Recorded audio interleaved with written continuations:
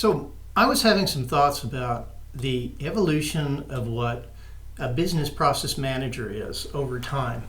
And where I'm going with this is that today I think it's clear that we're about to enter a new phase that, to use IBM's terminology, I call it the cognitive business process manager. And actually, when thinking about it, I think we could just shorthand that to be the cognitive process manager, make it easier to talk about it. Now, what the cognitive process manager is using technologies, IBM's technologies called Watson, but using artificial intelligence technologies, deep learning technologies. Think of the technologies that are being used for self-driving cars. And when those are applied to business processes, what I think a good way to describe it would be as a cognitive process manager. And a cognitive process manager is one that you make the system aware of what the goal of the process is. So let's say that you're processing a purchase order, right? You order something, it finally comes, you pay for it. That's very typical in business. So the cognitive process manager is aware of what needs to be done. It's aware of what the goal is, and it's aware of what the steps are, but it uses its learned behavior to decide for each instance of the process what should be done in what order and who should do it if it needs to involve a human in doing a particular step. So that's what I'm calling this cognitive process manager. And then I think the interesting question is, well, how does this cognitive process manager, how does it tie in with things that have come before? And starting at the very beginning, we had manual process managers. They were actually people. So you can think back to the earliest forms of automation, usually in manufacturing, where a person, an actual manager, an actual human, knew what needed to be done in order to produce something. Let's say that you're producing cloth, right? So the manager knows that the wool has to be taken from one area and transported to another area and combed and put on the loom and all of that kind of stuff, right? But a person was involved in making those decisions completely. That was a human, the manual process manager. Now then, as time went on a little bit, we started to get a little bit of automation. And so I'm going to call this, the automated process manager. Now, the automated process manager, particularly, in the 20th century when we started having computers, we started having software. What you could do is you could take a general purpose, take a computer, and you could program it to handle the sequence of the steps. And that was primarily done with, let's call them structured processes. Structured process. So what a structured process is, structured processes are also, they're repeatable. It's a process that you're going to do many, many times, and you understand what the steps are, what the different tasks are that are necessary to accomplish the process, and there's a defined logic to the order of the steps. And in the best case, it would be very simple. It would be a completely repeatable process. You always do the steps in a specific sequence. You always do them one after another in a particular sequence. And in some cases, you could code in the logic that allowed you to, at some point in the process, change what would happen subsequently. You could take, if you diagram this using the business process modeling notation, you could have something called a branch, a gateway, to where you would take one path of the process instead of another path of the process, right? But it was defined by the subject matter expert, by the person who understood the process. It was defined and it was coded ahead of time.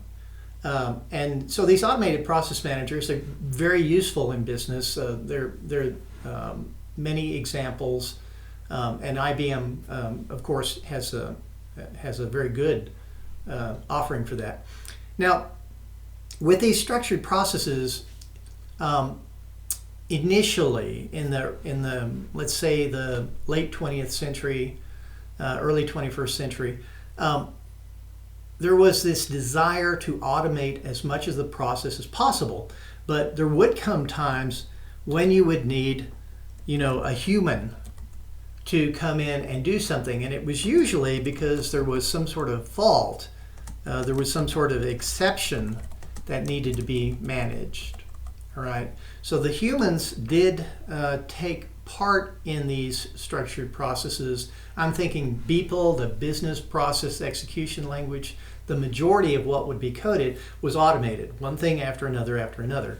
But they recognized, reality bites, and sure enough, something would happen that wasn't coded. You couldn't code around how to rectify the problem.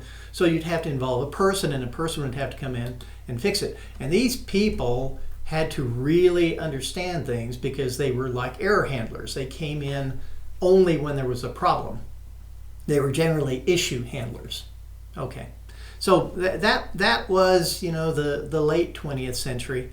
And then with the 21st century, we saw something that was kind of came off of this, and that was, the more human-centric processes. Human-centric process.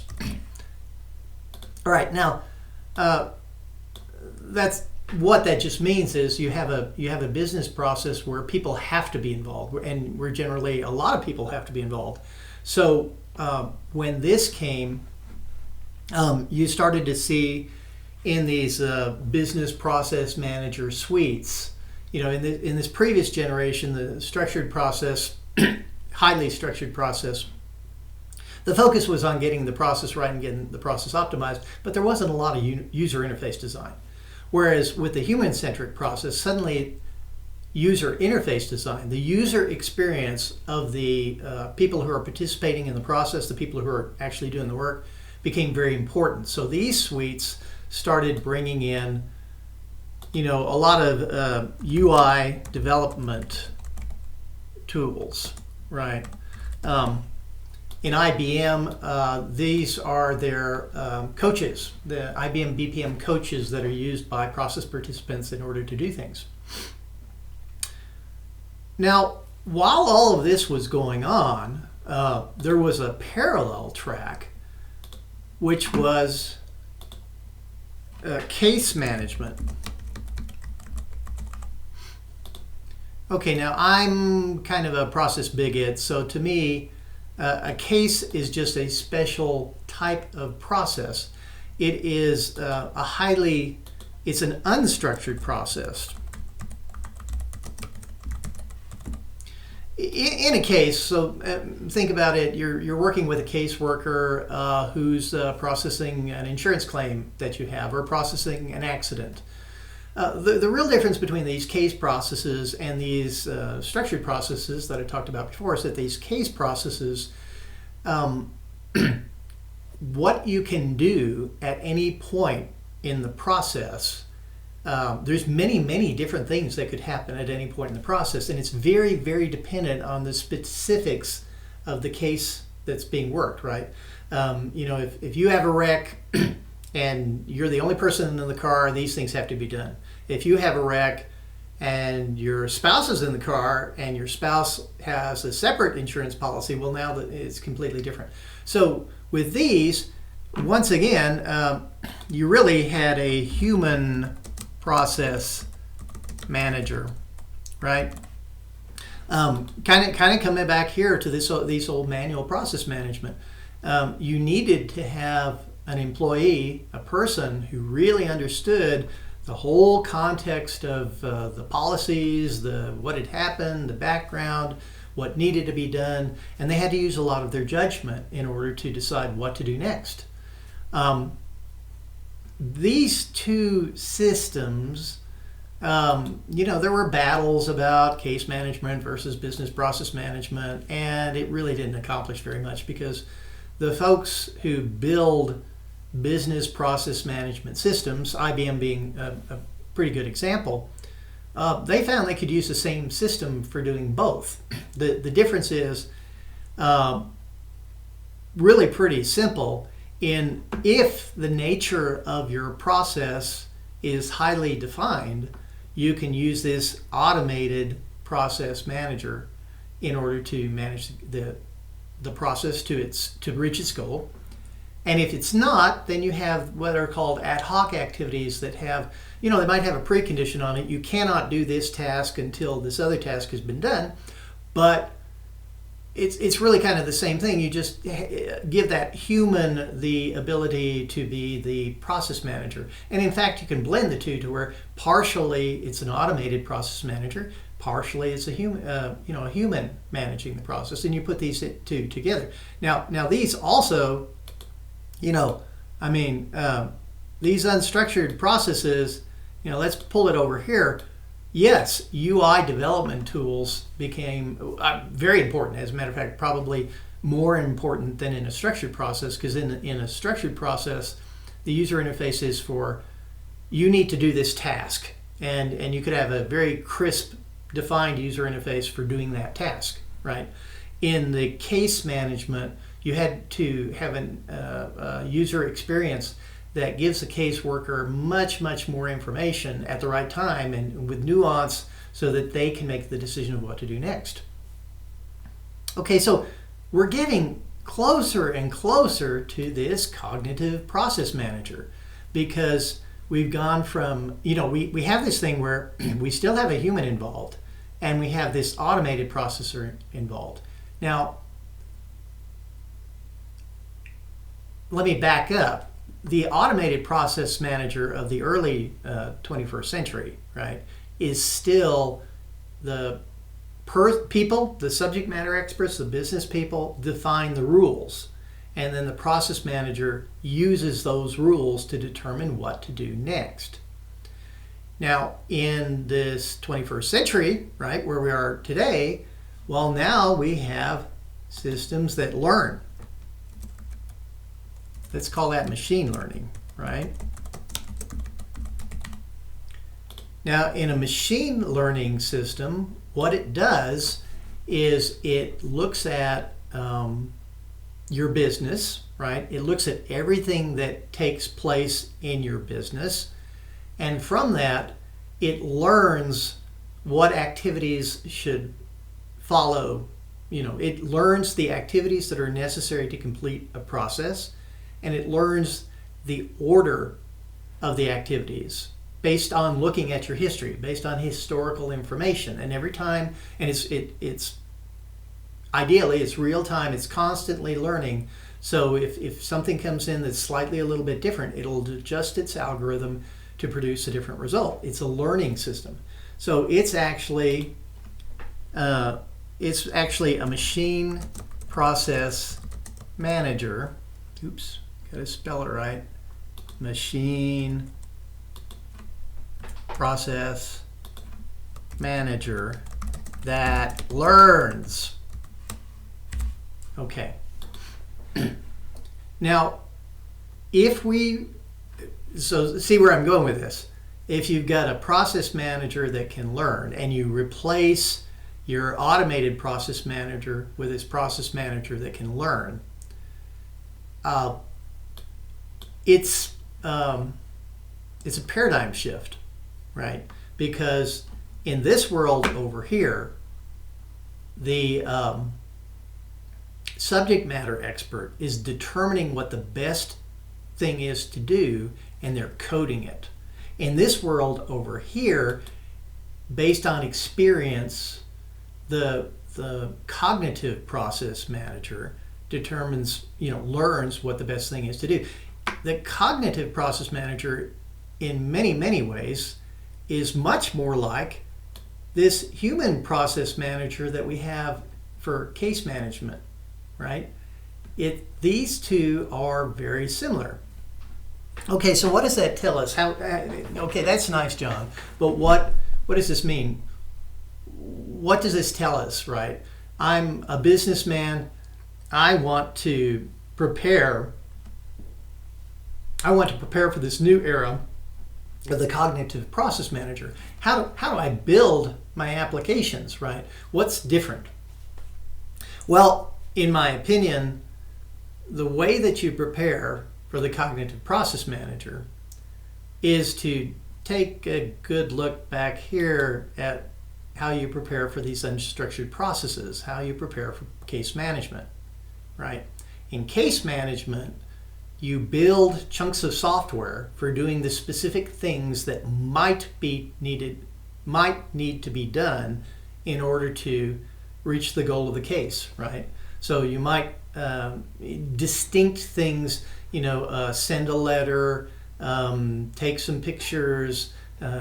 Rather than this end-to-end process, you're defining these activities that then the process manager, the human process manager, or the cognitive process manager can choose which ones to enable, which ones to do, which ones to skip, right? So we're kind of getting, so we've got experience in building these case management type of processes and letting the person choose, right?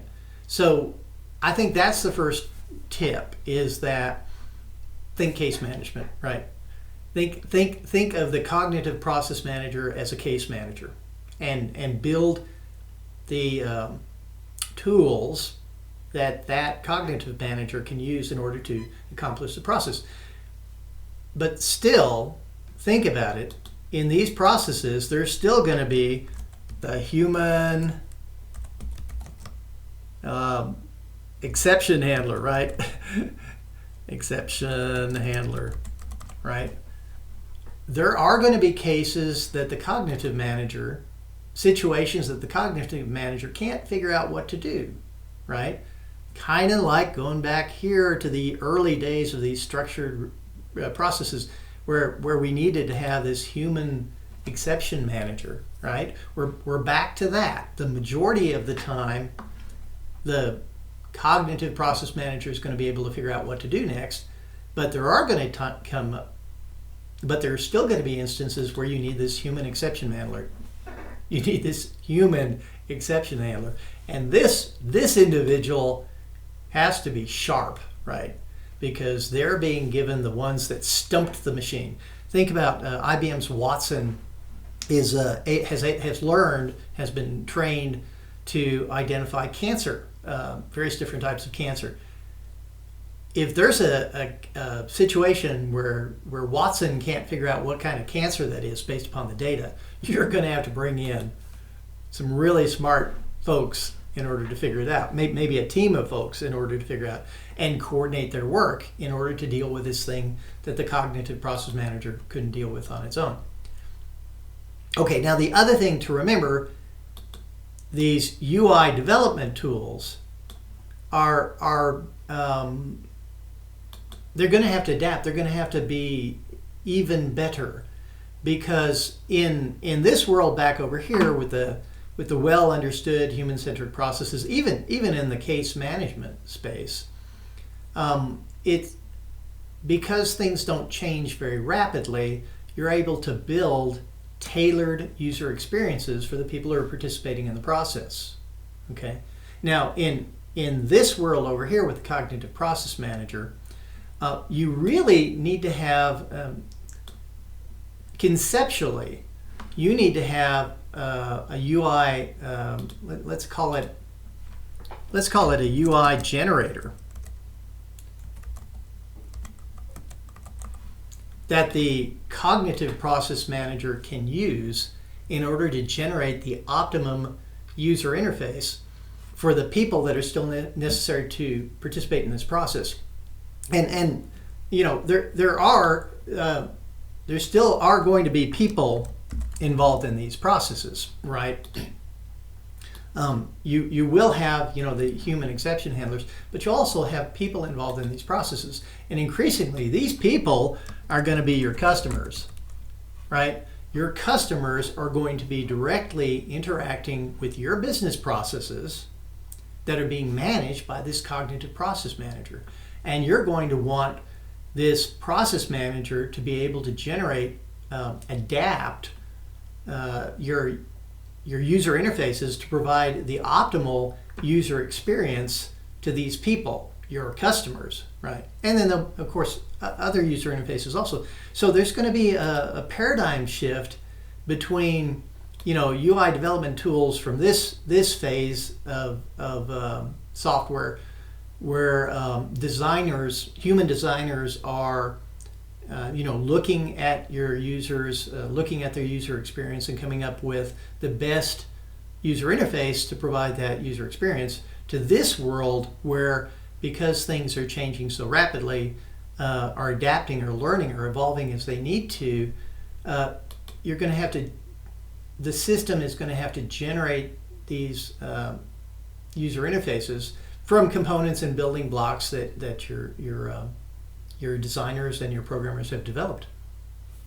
So those are my thoughts. That's where I think we are. We're almost there today.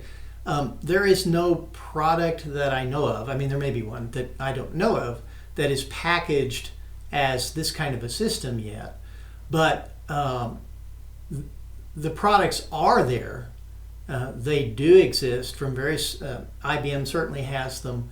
That you could put together, Operational Decision Manager Advanced, IBM BPM, IBM Watson. You could take all of those, and clever programmers could put together this kind of a system today. And that's my prediction, is that just as we saw, the BPM suites of the early 21st century made it a lot easier to do this kind of business process management solution. I think that these cognitive business process management solution suites are probably coming pretty soon. But you don't have to wait for them. You can start by looking at what we know how to do today, add in the cognitive pieces as they become available, and reach this much more adaptable, produces a much better customer experience kind of system.